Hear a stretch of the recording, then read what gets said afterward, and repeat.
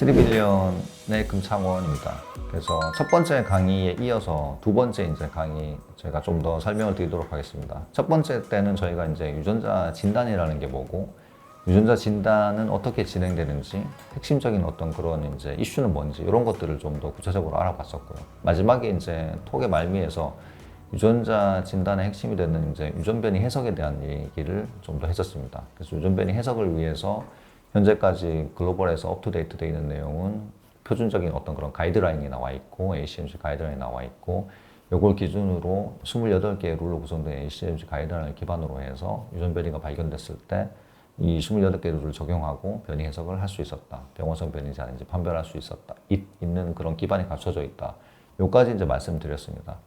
그래서 이제 오늘 말씀드릴 내용은 그런 이제 상황임에도 불구하고 여전히 이제 유전자 진단 그리고 말씀드렸던 유전자 변이 해석에 대한 이제 내용들에서는 혁신이 굉장히 많이 필요한 상황이고, 유전자 진단의 혁신이 이제 필요한 상황인데 이걸 어떤 형태로 우리가 진행을 할 수 있을까를 봤을 때는 사실은 이거는 인공지능이 유전자 진단에 도입이 돼야만 되고 인공지능을 기반으로만 혁신을 할 수 있는 그런 상황에 와 있다.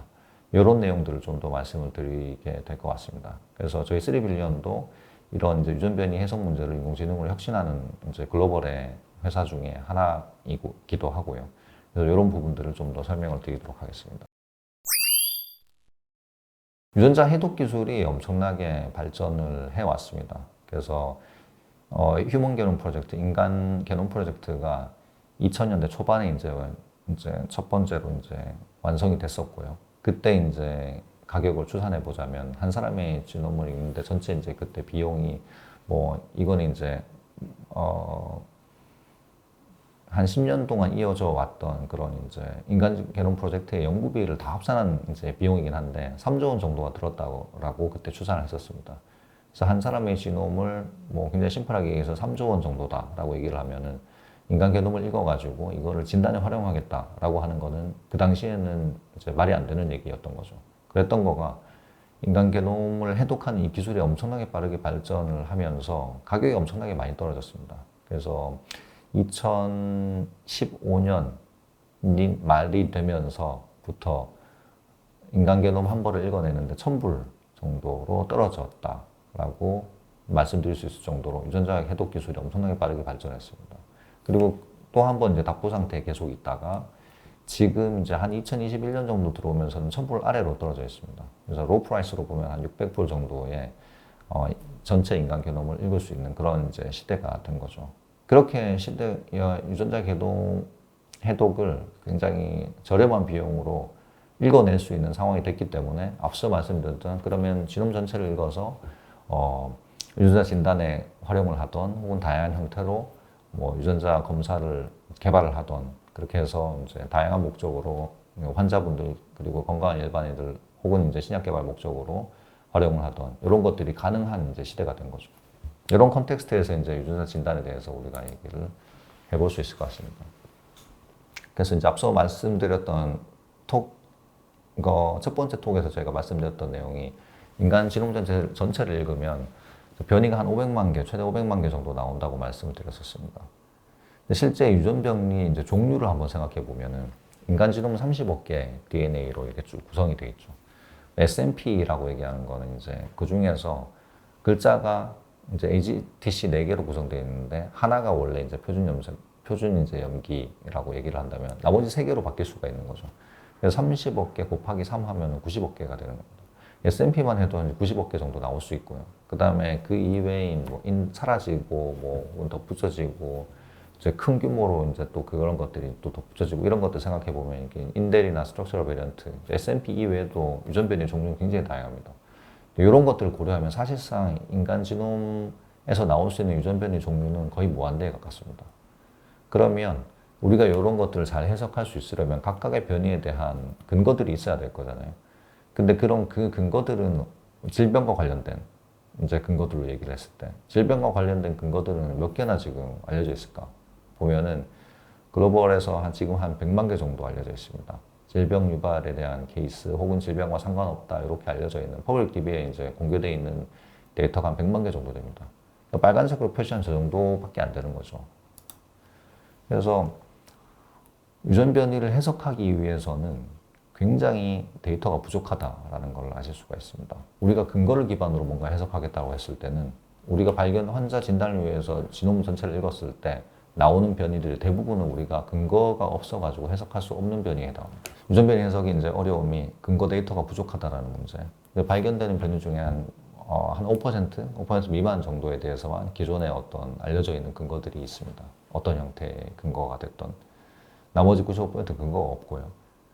그 다음에 이제 변이 해석에 들어가는 이제 시간과 비용, 이게 또 엄청나게 많이 들어갑니다. 변이 한 개의 해석에 평균적으로 90분이 소요된다라고 맨식이라고 미국에서 스탠포드, 하버드 등등의 이제 주요한 유전의학 이제 기관들이 모여가지고 이제 진행했던 그런 스터디가 있었는데요. 여기 2019년 이제 발표된 내용에 보면은 이 한 개 변이 해석에 들어가는 시간이라는 게 앞쪽에 게놈 해독하고 이런 부분 다 빠진 거고요.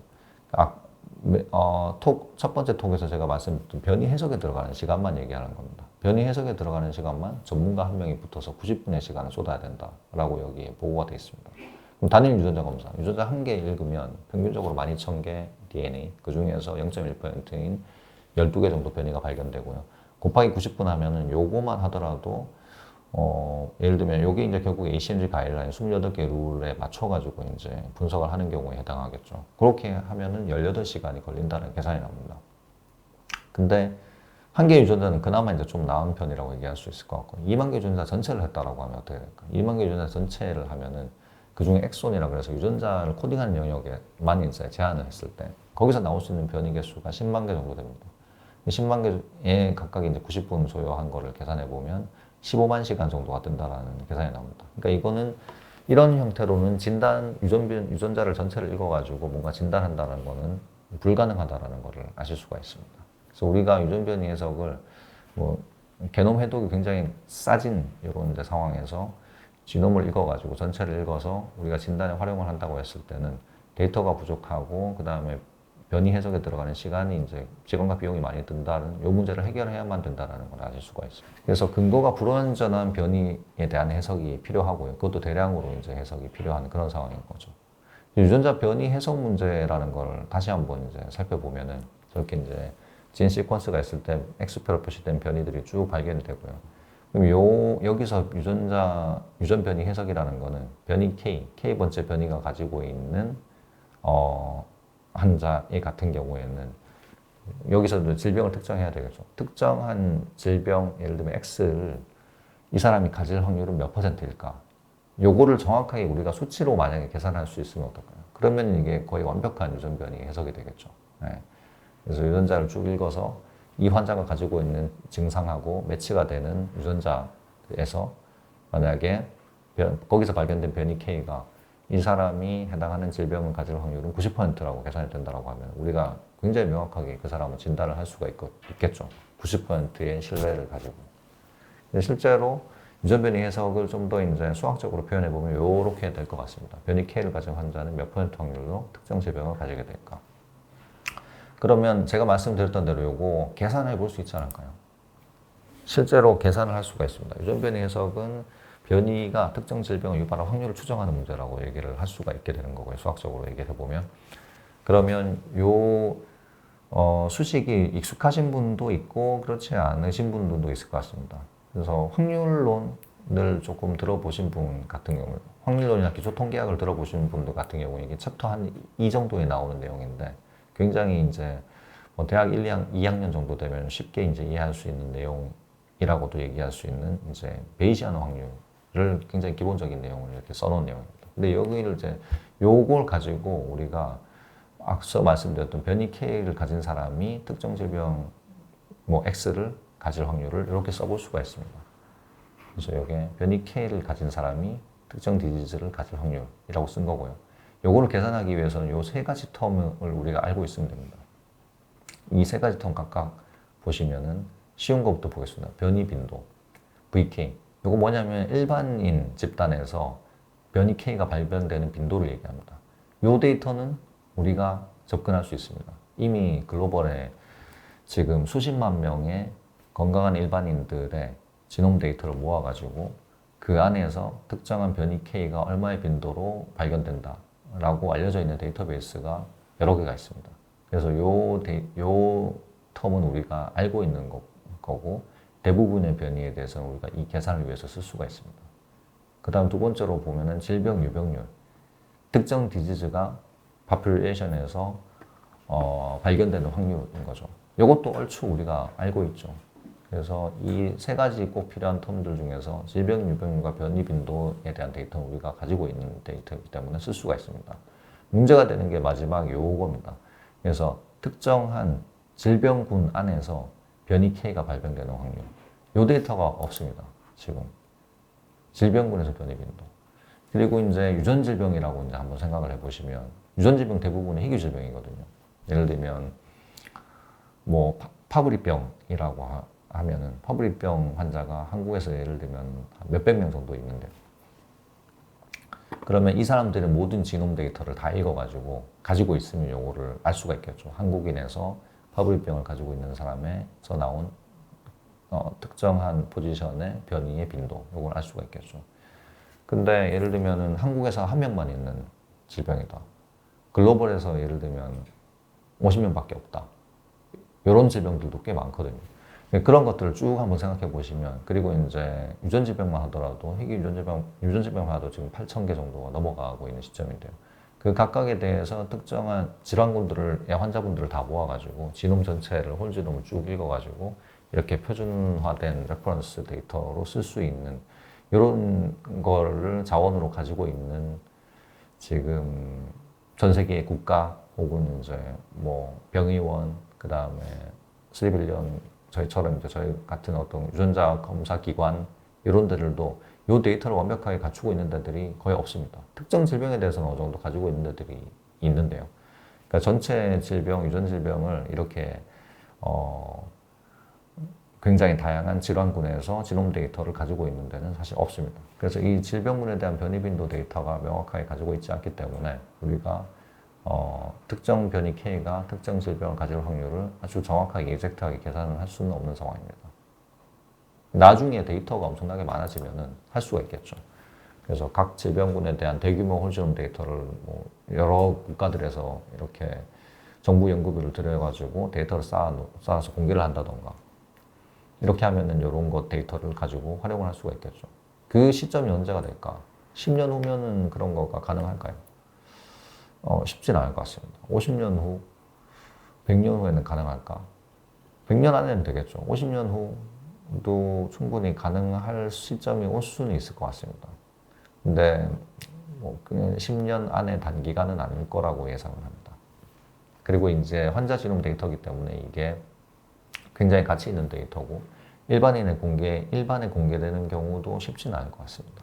그래서 말씀드렸던 이제 이렇게 익젝트하게 질병을 유발할 확률을 계산을 못 한다고 하면은 그럼 다른 방법이 또 필요하겠죠. 다른 방법을 또 생각해 보면은 우리가 이제 인공지능 시대에 살고 있기도 하고, 인공지능이라는 문제 자체가 원래 기존의 데이터를 학습해서 우리가 답을 알지 못하는 미지의 문제에 대한 답을 예측하는, 그리고 그 예측을 굉장히 높은 정확도로 할 수 있는 그런 이제 기술로 잘 알고 계실 겁니다. 그래서 우리가 지금 하려고 하는 유전변이 해석에 대한 문제들도 충분히 이 인공지능으로 잘 풀 수 있지 않을까라고 생각을 할 수가 있겠죠. 실질적으로 이제 인공지능을 쓰기 전에 그럼 인공지능 써가지고 이 유전변이 해석 문제 잘 해결할 수 있는 문제인가를 또 이제 생각을 해봐야 됩니다. 그래서 인공지능이 잘 풀 수 있는 문제인지 아닌지를 한번 판단을 해봐야 된다는 거죠. 인공지능이 잘 풀 수 있는 문제는 어떤 문제일까 생각해 보시면 알파고 제로 한번 생각해 보시면 될 것 같습니다. 그래서 알파고는 충분한 데이터가 있는 문제였습니다. 3천만 건 이상의 과거 기보 데이터가 있었고요. 요거를 학습해서 알파고가 나와서 이세돌한테 4승 1패로 이제 이겼었던 거죠. 이게 엄청나게 센세이션이 되면서 글로벌의 딥러닝 열풍을 지금까지도 이제 이어가고 있게 된 그런 계기가 됐었던 것 같습니다. 근데 알파고 이후에 1년 후에 이제 알파고 제로라는 게 나왔었습니다. 알파고 제로는 데이터를 안 썼어요. 알파고는 3천만 건의 지구상에서 알려지는 모든 기보 데이터를 학습해가지고 나온 이제 딥러닝 모델이었는데, 알파고는 데이터를 하나도 안 쓰고도 알파고를 압도적으로 이기는, 알파고는 비교도 되지 않는 성능으로 승리할 수가 있었습니다. 이게 어떻게 그렇게 가능했느냐? 사실은 학습을 했고요. 학습을 했는데 어떻게 학습했냐? 기존 데이터를 학습한 게 아니고 스스로 이건 바둑이 이제 문제인 건데 바둑이라는 건 게임의 룰이 이미 정해져 있죠. 예를 들면 바둑돌을 어떤 형태로 놓든 간에 누가 이기고 있는지를 우리가 어떤 상황에서든 확인을 할 수가 있습니다. 그래서 게임의 룰이 규칙이 이제 정해져 있는 거기 때문에 예를 들면은 인공지능이 서로 이제 대전을 하면서 학습 데이터를 무한대로 만들어낼 수가 있습니다. 그래서 알파고 제로는 알파고가 했던 것처럼 기존 데이터를 쓰지 않고 스스로 대전하면서 데이터를 학습해가지고 엄청나게 이제 성능을 높였었던 그런 문제였던 거죠. 그래서 인공지능이 잘 풀 수 있는 문제 여기 보면 이 정도 카테고리에 들어오는 것 같습니다. 기존에 충분한 데이터가 있거나 혹은 게임의 규칙이 명확해서 굳이 기존 데이터가 필요 없거나 이 정도 카테고리에 들어오는 문제들이 인공지능으로 잘 풀 수 있는 문제. 의료 문제들은 어떨까 한번 생각해 보시면 의료는 게임의 룰이 없습니다. 그러니까 바둑은 어떤 상황에서든 흑이 이기고 있는지 백이 이기고 있는지 100% 정확히 알 수가 있죠. 그래서 기존 데이터가 없어도 그리고 있어도 학습을 할 수 있고 인공지능이 잘 풀 수가 있는 문제입니다. 근데 이제 인공지능으로 이제 널리 이제 최근 많이 이제 활용돼서 뭐 익숙하실 텐데 이제 엑스레이나 이런 이제 영상 의료에서 의료를 활용하는 경우 생각해 보시면 같은 이미지를 놓고도 의사마다 판독 결과가 다 다릅니다. 게임의 룰이 없기 때문에 이거는 이제 뭐 사람의 경험이라던가 이런 부분들이 굉장히 많이 관여를 하게 되죠. 그래서 이거는 데이터가 필요한 거죠. 전문가가 레이블링 해놓은 데이터들을 많이 만들고 그거가 이제 양질의 데이터가 쌓였을 때 인공지능이 잘 학습해가지고 인공지능이 이제 뭐 사람 혹은 사람 이상의 어떤 그런 이제 성능을 내면서 요 발전을 할 수가 있었던 부분이죠. 그래서 의학 문제는 대부분은 데이터가 핵심이다. 그래서 유전 변이 해석 문제도 의학 문제죠. 그리고 유전 변이의 병원성을 내는 것도 사실 게임의 룰이 있는 문제보다는 없는 문제에 가깝습니다. 그래서 기존 데이터가 많이 필요한 문제에 해당합니다. 네. 기존의 데이터가 많이 필요한 문제는 기존 데이터가 많이 필요하다라는 얘기가 되는 거고요. 그렇게 보면은 유전 변이 해석의 인공지능을 잘 활용하기 위해서는 기존의 데이터가 충분해야 된다라는 이제 결론에 이제 도달하게 되는 거죠.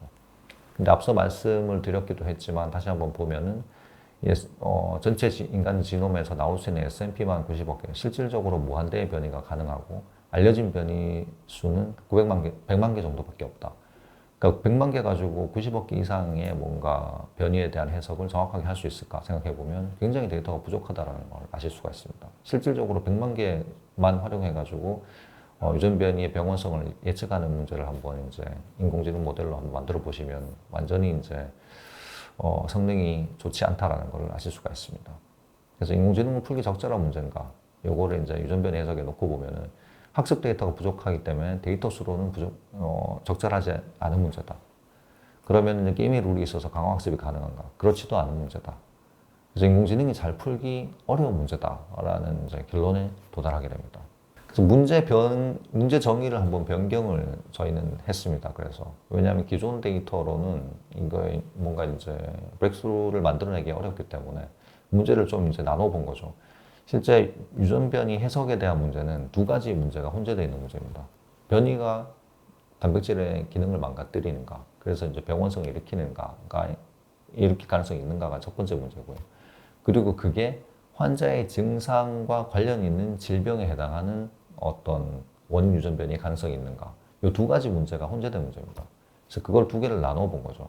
변이의 병원성을 판정하고 환자 증상과 질병의 상관성 판정은 별도로 두는 거죠. 3빌리언이 진행한 방식은 이런 방식이었고요. 그래서 유전 변이대로 해석을 합니다. 유전 변이가 패소제닉 변이인지 병원성 변이인지 아닌지 판별을 하게 되고요. 그다음에 환자 증상, 이제 저희가 받는 데이터는 하나가 더 있는 거죠. 희귀질환 환자이기 때문에 질병이 특정되지 않았기 때문에 환자의 증상 정보를 받아야 되는 거고요.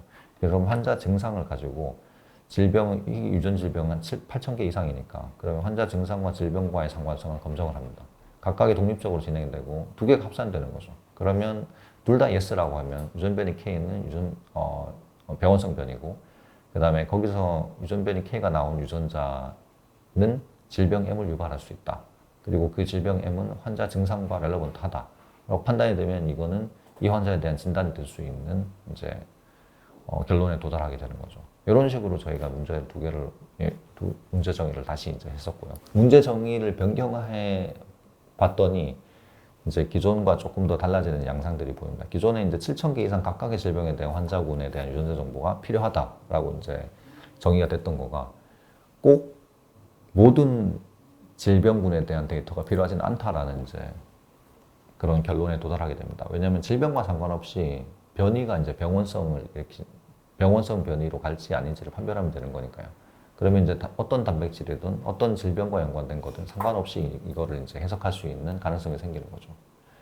그 다음에 그렇기 때문에 질병과 구분 없이 100만 개, 일단 퍼블릭에 알려져 있는, 질병과 연관성이 알려져 있는 유전 변이들은 학습 데이터로 활용을 할 수가 있게 됩니다. 그럼에도 불구하고 아까 말씀드렸던 최소 90억 개 이상의 변이, 나올 수 있는 변이들을 해석하는 데 있어서는 여전히 이제 부족한 숫자의 데이터인 거죠. 그래서 어떻게든 이 데이터를, 학습 데이터를 늘려야 되는 이제 문제가 여전히 존재합니다. 그러니까 저희가 이제 시도했던 방식은 결국 이제 이 데이터의 부족함을 보완하는 문제인 건데요. 이 데이터의 부족함을 보완하기 위해서 저희가 이제 활용한 거가 저희가 구축한 인공지능 모델이 3CNet이라는 모델입니다. 3C의 의미는 세 가지 이제 컴포넌트의 데이터를 활용했다는 얘기가 되는 거고요. 세 가지 데이터는 클리니컬 데이터. 여기에 이제 앞서 말씀드렸던 알려져 있었던 데이터들 말씀드리는 거고.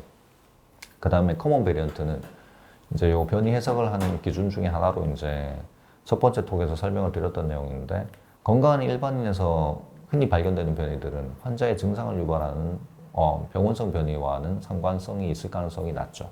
그래서 커먼 베리언트, 인구 집단에서 흔히 발병되는 유전 변이 정보를 네거티브 데이터로 저희가 또 활용을 했습니다.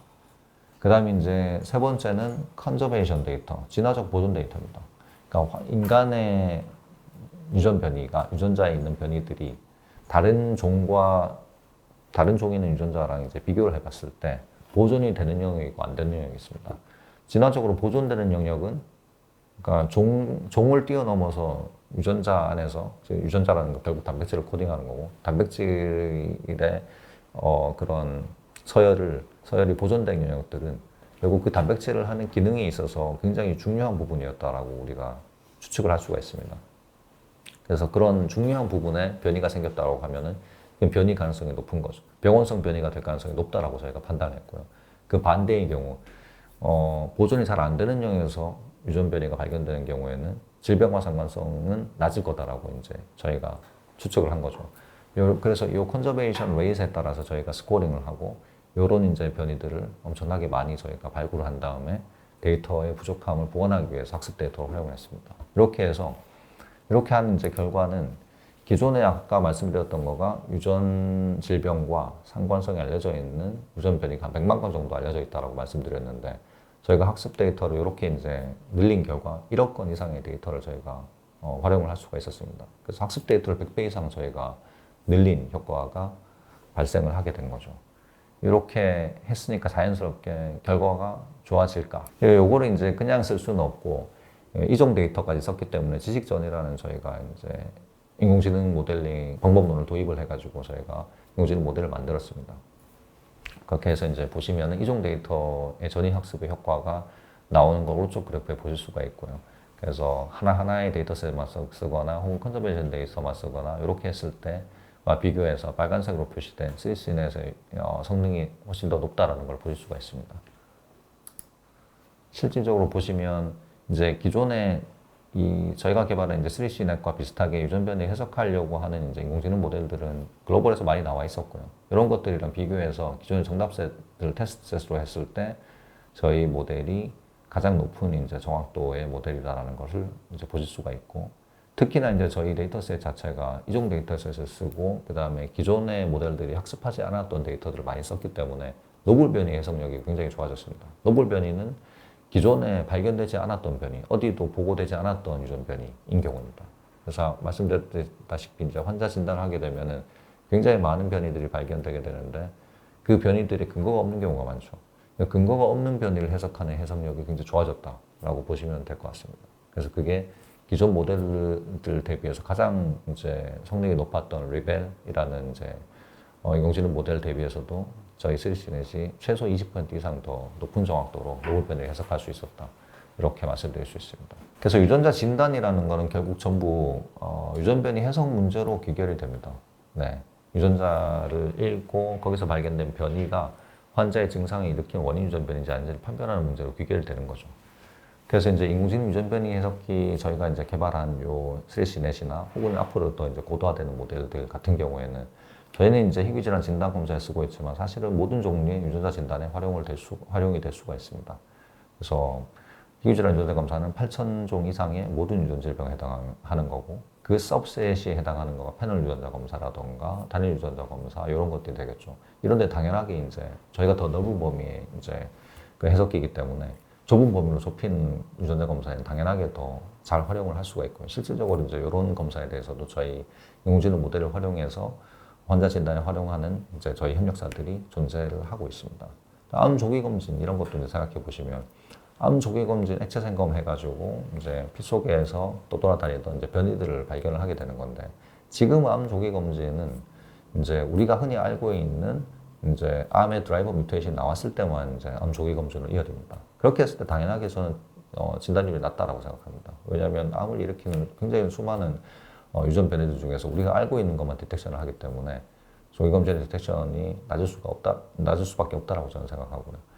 암 조기 검진의 문제도 결국은 유전 변이 해석의 문제로 귀결이 된다라고 생각합니다. 그래서 거기 우리가 발견된 변이인데 미지의 변이, 지금까지 알려지지 않았던 변이지만 사실은 드라이버 뮤테이션이 될 수 있는 변이들은 를 충분히 잘 해석을 할 수 있을 때 그때 이제 비로소 굉장히 높은 정확도의 암 조기 검진이 가능해질 거라고 생각을 하고 있습니다. 실질적으로 이제 저희는 희귀 진단에서 이런 어프로치를 진행을 하고 있고 암 조기 검진에서도 잘 알려져 있는 회사는 그레이라는 회사가 있지만 저희처럼 이제 유전 변이 해석을 기반으로 인공지능 모델을 기반으로 한 유전 변이 해석을 기반으로 암 조기 검진에 도전하고 있는 회사가 있습니다. 미국에도 프리놈이라는 회사가 있고요. 이런 회사가 이제 저랑 비슷한 어프로치로 암 조기 검진에서 이제 유전 변이 해석을 기반으로 해서 진단을 높이는 시도를 하고 있죠. 그래서 저희가 하고 있는 이제 희귀 유전 질병 진단에 대한 문제는 또 앞서 말씀드렸죠. 요걸 좀 더 이제 간략하게 조금 더 이제 추려서 말씀드려 보면 전체 유전자 2만 개에서 나오는 유전자 영역에서 나오는 변이가 한 10만 개 정도 되고 10만 개 중에서 유전자 안에 떨어지는 변이들도 이거를 이제 다 해석을 해야 되고 최종적으로 쭉 추려져 가지고 나오는 근거 존재하는 변이가 한 2,500개, 근거 없는 변이 한 22,500개 정도를 해석해야 되는 문제가 발생을 하게 되고요. 여기에 들어가는 엄청나게 많은 이제 그 기존의 방법론대로 진행을 했을 때 이런 전문 의료진들의 시간과 비용이 엄청나게 많이 소모가 될 수밖에 없고 그래서도 글로벌에서 보면 이런 유전자 검사의 비용이 굉장히 비싼데 원가 구조를 따져보면 게놈 해독 비용은 그 중에 일부에 지나지 않습니다. 변이 해석에 들어가는 비용이 대부분이고요. 유전자 검사를 그다음에 이렇게 발전된 어떤 이런 홀엑솜이나 전장유전체 기반의 유전자 검사들이 좀 더 환자들한테 접근성이 높은 검사가 되기 위해서는 이 변이 해석에 대한 코스트를 떨어뜨려야 되는 문제가 있다라는 것을 보실 수가 있습니다. 그래서 이 변이 해석에 대한 코스트를 줄이는 게 저희가 시도했던 거고 지금 진행하고 기술을 계속 고도화하고 있는 부분이고요. 여기에 대한 코스트를 저희는 90% 이상 절감을 했다라고 생각하고 있습니다. 그래서 거기에 대한 코스트를 줄였기 때문에 저희가 글로벌에서 가장 어포더블한 희귀 유전 질병 진단 서비스를 제공하고 있다고 말씀을 드리고 있습니다. 마지막으로 이제 유전자 진단 앞으로 이제 어떻게 될까 요거에 대해서 좀 간략하게 설명을 드리고 마무리를 하도록 하겠습니다. 의학계가 변화를 하게 될 겁니다. 이미 되고 있습니다. 그래서 데이터 기반의 객관적인 이제 진단 가이드라인이 만들어지고 있습니다. 이게 객관적인 기준이 있는 게 아니거든요. 예를 들면은 특정 변이에서 단백질의 구조를 망가뜨릴 수 있는 변이는 예를 들면은 PS1이야 이런 이제 룰이 만들어져 있는데 그러면 단백질을 망가뜨리는 기준, 그 객관적인 그 선을 그어주는 그런 기준들은 없단 말이죠. 그래서 이제 이게 누가 해석을 하느냐에 따라서 가이드라인이 있음에도 불구하고 해석은 달라질 수가 있습니다. 이게 이제 점점 객관화되고 있는 추세입니다. 최근에는 그런 이제 가이드라인들이 계속 업데이트돼서 나오고 있고요. 그래서 예를 들면은 기존에는 룰 몇 개가 예를 들면은 오케이면은 패스워드 변이야.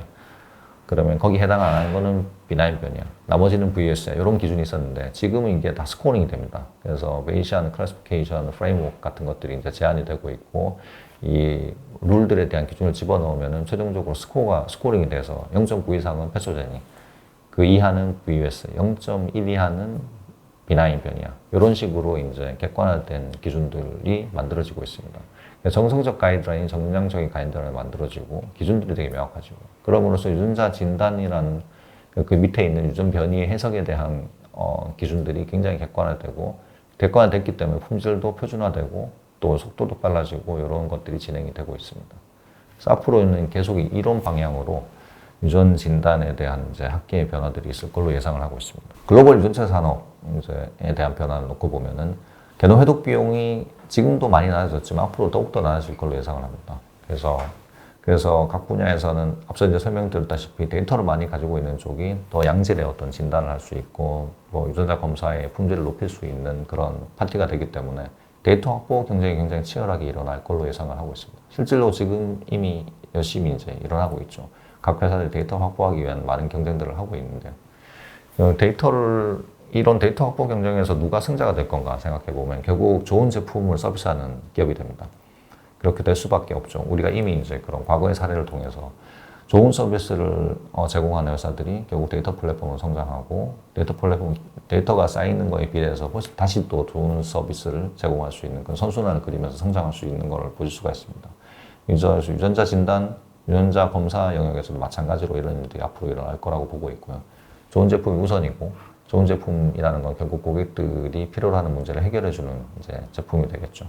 그렇게 됐을 때 데이터가 확보되고 확보된 데이터가 다시 제품의 성능을 향상시키는 선순환을 그리면서 이런 이제 유전체 영역에서 혹은 이제 의료 영역에서 데이터를 빠르게 확보하고 이제 승자의 영역에 위치하는 회사들이 나올 걸로 예상하고 있습니다. 실질적으로 이제 이런 중요성들을 각국의 정부들도 잘 알고 있기 때문에 각국 정부들도 많은 비용을 쏟아서 유전체 데이터를 확보하는 그런 경쟁들을 많이 하고 있습니다. 미국의 올러버스라는 프로그램, 영국이 뭐 지노믹스 잉글랜드, UK 바이오뱅크 이런 사업도 진행했고요. 그다음에 중국, 한국도 지금 이제 100만 명 지능 프로젝트를 위한 사전 이제 2년 이제 시범 사업을 지금 하고 있습니다.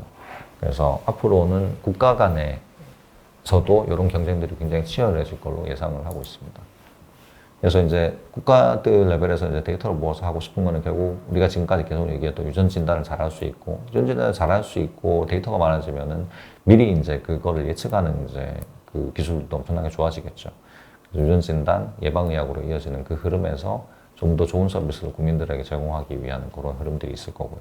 그 다음에 이제 요 데이터를 기반으로 치료제 개발을 또 남들보다 훨씬 더 잘할 수 있는 그런 이제 기반이 갖춰지기 때문에 그래서 유전 진단, 예방의학, 치료제 개발 이런 이제 큰 이제 국제를 위해서 각국 정부들이 많은 비용을 쏟아서 게놈 데이터를 확보하는 경쟁을 하고 있고 앞으로 더욱더 이런 것들은 치열해질 거다라고 예상을 해볼 수 있을 것 같습니다. 그러니까 지놈 데이터가 엄청나게 큰 데이터고요. 우주적인 데이터라고 얘기합니다. 왜냐하면 이제 애스트로노미 우주 연구하는 그 그룹들에서 쌓는 데이터랑 비슷한 속도로 데이터가 빠르게 성장하고 있거든요. 그리고 그게 어느 정도냐? 감이 잘 안 오시니까 유튜브에 쌓이는 데이터 연간 생산량이 40배 정도. 그러니까 엄청나게 큰 데이터고 인류에서 쌓이고 있는 빅데이터라고 얘기할 수 있는 영역 중에서 가장 큰 데이터 중에 하나라고 말씀드릴 수가 있습니다. 이렇게 큰 데이터들을 잘 해석을 하고 분석할 수 있는 기술들은 당연하게 또 중요하다라는 것을 아실 수가 있을 것 같습니다. 그래서 양질의 데이터를 확보한 학자, 그 다음에 기업, 국가가 더 높은 수준의 유전자 진단 혹은 이제 유전자 진단을 기반으로 한 헬스케어 서비스를 더 잘할 수 있는 경쟁력을 갖출 수 있는 시대가 될 걸로 예상을 하고 있습니다. 유전자 진단만 이렇게 딱 놓고 봤을 때 유전자 진단 기술, 발전된 기술이 시장에서 실제 필요한 사람들한테 적용됐을 때 어떤 사회적 가치가 있느냐 요거를 이제 좀 더 말씀드릴 수 있을 것 같고요. 실질적으로 요거는 희귀질환 환자 10,000명이 기존 검사가 있고 그 다음에 저희 3빌리언이 서비스하는 검사가 있을 텐데 기존 검사를 저희 3빌리언 검사로 대체했을 때의 사회적 가치를 추산한 내용입니다. 그래서 총 진단 시간 10,000명이 평균 5년이니까 5만 년 정도 걸리던 전체 시간이 트리빌리언 검사를 통해서 진단율 60%, 진단 시간은 진단되는 환자의 경우 2달 정도로 가정을 했을 때 마이너스 3만 년 정도, 3만 년 정도의 진단 시간을 세이브할 수가 있고요. 진단 비용은 3조 정도 들던 거가 1.2조 원, 마이너스 2조 정도를 또 절감을 할 수가 있다라는 계산이 나옵니다. 그래서 이렇게 발전된 기술들이 시장에서 필요한 사람들한테 이렇게 전달이 됐을 때, 뭐 각각의 환자분들은 사실 뭐 경우에 따라서는 더 많은 비용을 이제 지불하는 경우도 있겠죠. 실질적으로는 저희 비용은 굉장히 저렴한 비용이긴 하지만 어쨌든 이제 그런 걸 다 감안하고서라도 사회적인 비용으로 추산해 봤을 때는 이런 이제 발전된 기술들이 활용됐을 때 사회적 비용들을 엄청나게 많이 세이브할 수 있다는 걸 알 수가 있습니다.